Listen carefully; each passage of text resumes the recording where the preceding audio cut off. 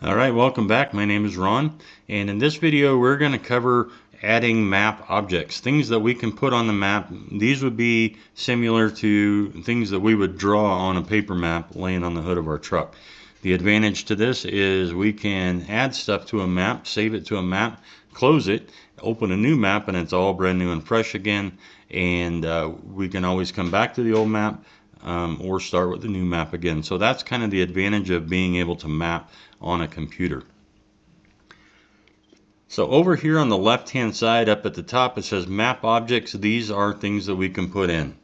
If you have a file, a GPX file, or a I don't know if you can import a KML file, a JSON file from another map. Those are things we can import and it creates your map very quickly. But we don't have any of that. We are going to add something. So there's a box right here that says add, and then it opens up and there is all of these things that we can add. Markers, lines, buffers, we'll talk about those. Polygons. If you have a pro account that you're paying for, you can add a photo to a marker.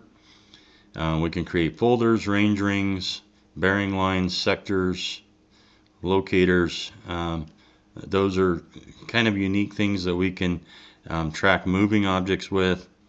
There's the SAR section here, and then custom layers that we have created, which we'll get into in a different video about how to create view sheds and that sort of thing. So let's just start with a marker. Up here at the top, let's just put a marker on the map. So as soon as I click that, you will see that a red dot appeared right here, which happens to be in the exact center of my screen. So that may or may not be where we actually want that marker. There's a couple ways we can deal with this. We're just going to label this training marker, and then we can add some comments if we would like. If you're in a search and rescue mission, what I would like to see is at a bare minimum your name there so that we know who created that marker, and if we have questions about it we can come back. But let's just say trailhead starts here, and then below that is the latitude and longitude of this particular point right here. Now that marker may or may not be correct. If we had a coordinate, somebody give us a coordinate, you could just wipe this out and type in a new coordinate. Or the other option you can do is before you save this, you can grab onto it with your mouse and you can just move it around. So let's say we want to go on this trail right here, and the trailhead is right there. If we want to make sure that's accurately placed, we can zoom in and actually place it a little bit more accurately. So now you can see we've moved that dot around, and those coordinates have changed down here. There are some folders that we can use. We don't see any folders over here right now, but all that we have available to us is markers. We'll fix that in a little bit. Size is normal. If we click the style button, there are a whole bunch of different icons that we can use for various different things. We're said this is a trailhead, so let's see if we can't find a hiker in here somewhere. I know there's one somewhere.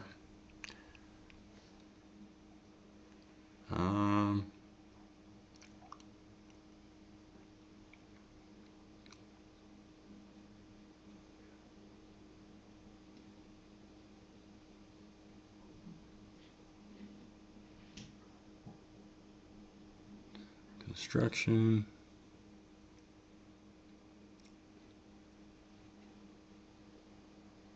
Oh, passed right over him. So we're going to use that hiker. So now if we zoom in, we might want to make this a little bit bigger. And now we can see that there is a hiker there. And we can change the color. So let's make this blue. And now we have a blue hiker there on the map. And as you zoom out, that size changes. Oops, I don't want to move him.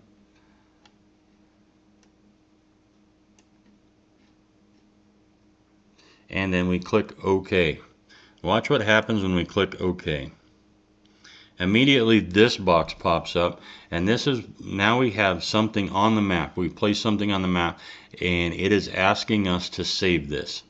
So first thing we do is we put a training or a name on it. So we're going to name this map training map. We're going to leave it at search and rescue, and we're going to save it to my data. So that's going into my folder in my account. Down here there's some sharing options that we can choose. Private means absolutely nobody can see this map except you, no exceptions. Secret is anyone with an access code, or if you create a shareable link, and we'll talk about that in a little bit, or somebody who has already bookmarked this map can see this map.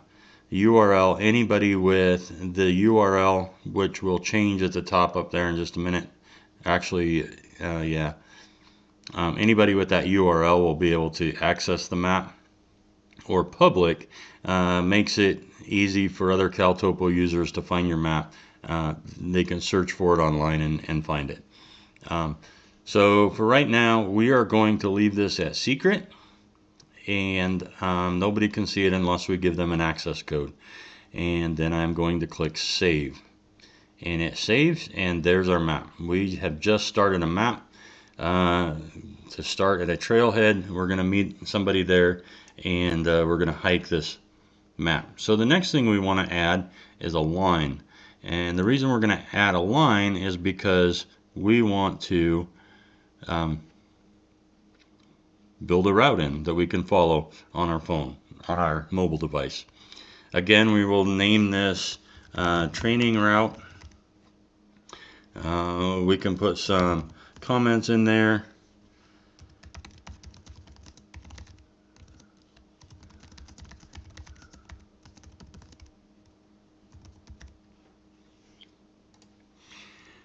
And then the folder that we're going to put this in is lines and polygons. Line weight, how thick the line is going to be. Again, it's a pop-up or a drop-down menu that you probably can't see, but that's 1 through 8. Smaller numbers are thinner lines. Bigger numbers are fatter lines. 2 or 3 is usually pretty good. Line opacity, whether it's solid, anywhere down to 10%. And then the style, we can actually change the style of the map. So let's say we're going to do a directional line, and we want people to go in a specific direction. So we'll change that. So now we can start drawing the line on the map. Right now, this box up here says snap to, and it says none. And so if I were to draw a line, I would have to draw straight lines, and they would kind of be on the trail and kind of not on the trail, and it just would not be a very good route to follow. So there's some ways we can fix that. Let's cancel this. We don't want to do that map. Let's do this again. We will add a line. We're going to change the direction of it. We're going to change that to training route. I'm just going to put my name in here. We saw how to do the comments. But in the snap to, lines are lines that we have drawn. It will snap to those. OSM is open street map. Let's see if we get it. And see how this turned yellow? That means that that is a route that we can snap to. U.S. Forest Service should also be yellow. And it is not, because this is not a drivable route. MV, and hydro is water, so that won't help us out. So let's go back to OpenStreetMap. So we are going to start this line down here and get it red, says that we're on it.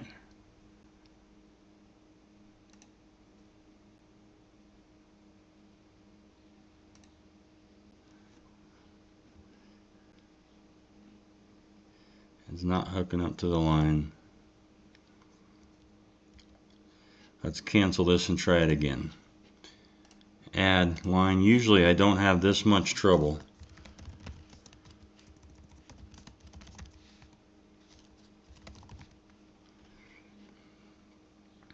So we're going to start it right there. The line is red, so we're on it. And now we can see that it will snap to that line. And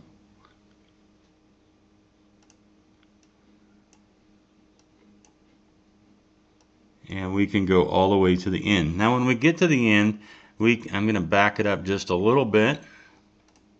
We can stop there and click OK, and it will stop that route. Even though it drags the line over here, it will stop that route.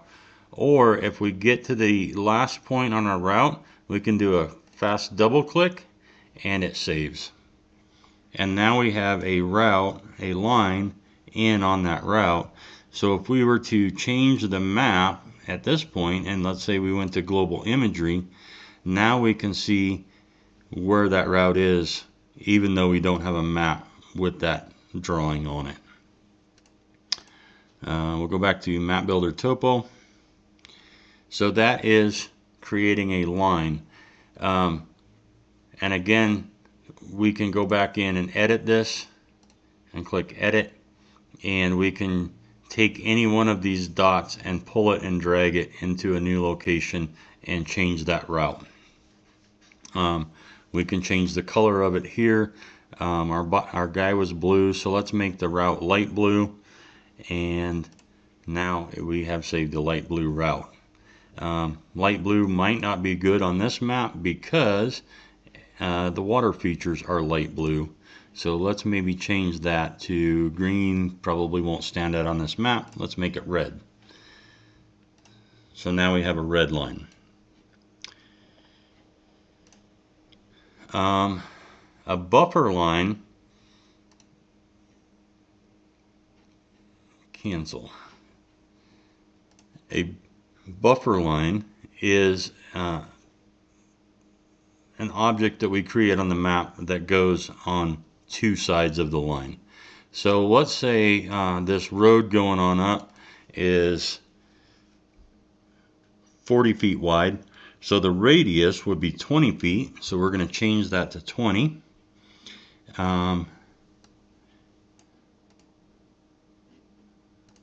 Okay. Now we're still on OpenStreetMaps.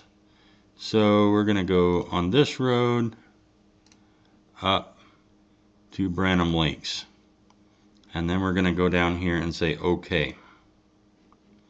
Now if we zoom in, we now have a feature that is 20 feet on both sides of this line for a total of 40 feet wide on the map.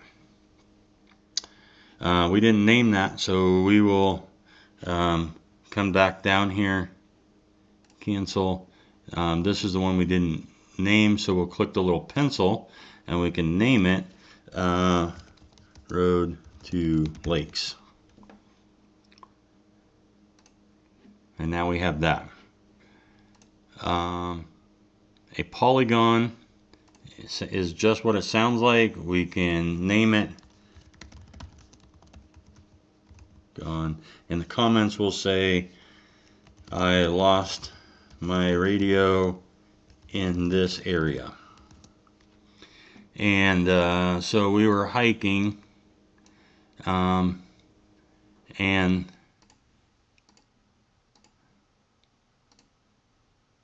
there's our polygon, and to finish this we get it back down close to this line because wherever we make our last click is where it's going to be. So we'll get it down there close, and then we'll do a double click, and now it closes that line for us, and now we have a polygon.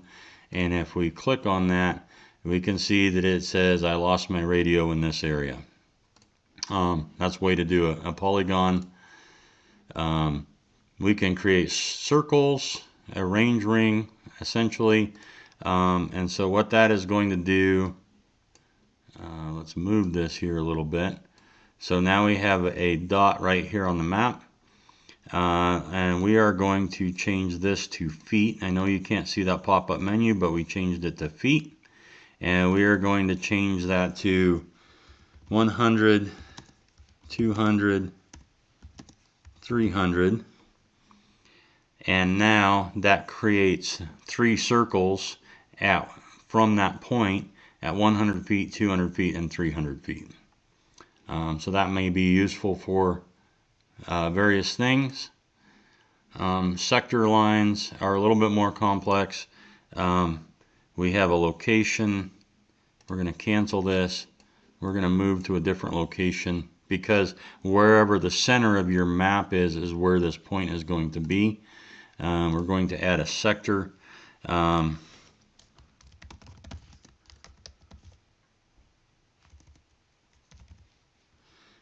That's good. Bearing, the direction that we want this to go is from, let's say, 350 to 10. So now, and that's true north, not magnetic north. Again, drop down menu that you can't see. I could change that to magnetic north or true north. And I want the range to be from 0 miles, meaning right at that point, to 2 miles out. We could also change that to kilometers if we wanted to. And we're going to lighten that fill up to, again, a drop down menu that you can't see. We'll drop that down to about 30%. And then we click OK. And now we have a sector that's 2 miles long that goes from 350 degrees to 10 degrees. So a 20-degree angle wedge there. And those are handy for search items, for search and rescue. And then we get into locators, and these locators are really cool, and they're a little bit more in depth. The Garmin InReach, you can actually put in a Garmin InReach ESN number. And track that Garmin InReach as it does its position points. CalTopo will go out and pull those into your map. Ham radio has a feature called APRS where the ham radio beacons out a position. When that gets to the APRS network, CalTopo will pull it into your map. And then the other fleet email live track, I've not played with that at all. So I'm not sure how that works. If you have the Pro version, you can also bring in ADS-B, which is aircraft, transmitting the ADS-B transmitter, and you can track a specific aircraft on your map as well.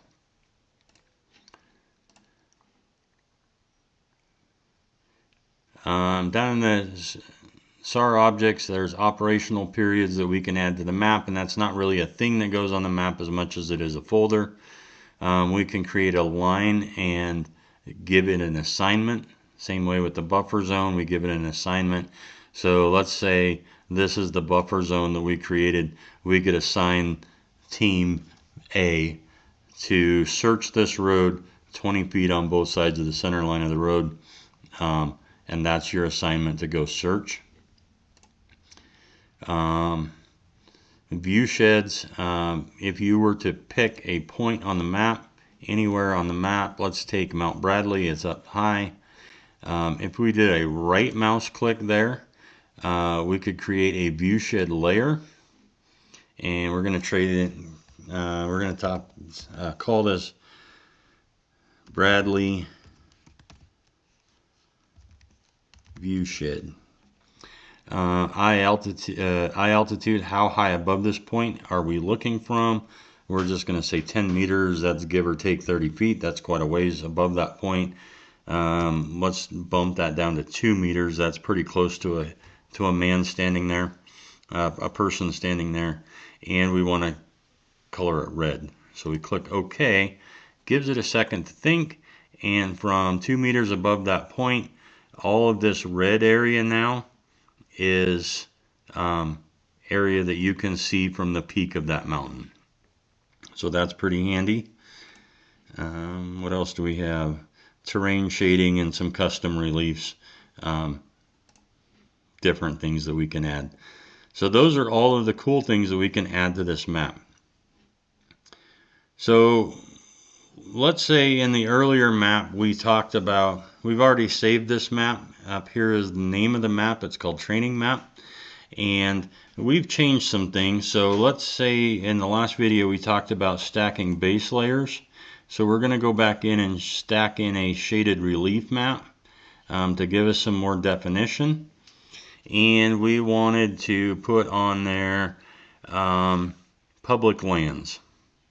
Nope, that's too much. Let's say fire history, because there's some fire history in there in the Pedro Mine area, the Pedro Mine fire. So now we've already saved this map, but if we click the info button right here, the circle with the eye in it, we can say update this map's default setting to use the currently selected set of overlays. So however we have this map set up, next time we come into this map, this is how it's going to look. And then we click OK again. And now if we were to refresh this page or reopen this map, it would open up exactly like we just had it. If we went and changed maps, got rid of the shaded map, got rid of the fire history, got rid of the view shed, but then we reloaded this map, it would all come right back the way it was. So that's how you can kind of set up and predict how your map is going to open. The other thing up here is the plus minus is zoom, or if you have a mouse on your computer with a scroll wheel, you can do that as well. 3D is if you have the pro version, the paid account. You can print these maps, and it doesn't necessarily print as much as it creates a PDF. You can do a PDF or a JPEG. You can order a paper map. It's just easier to do a geospatial PDF.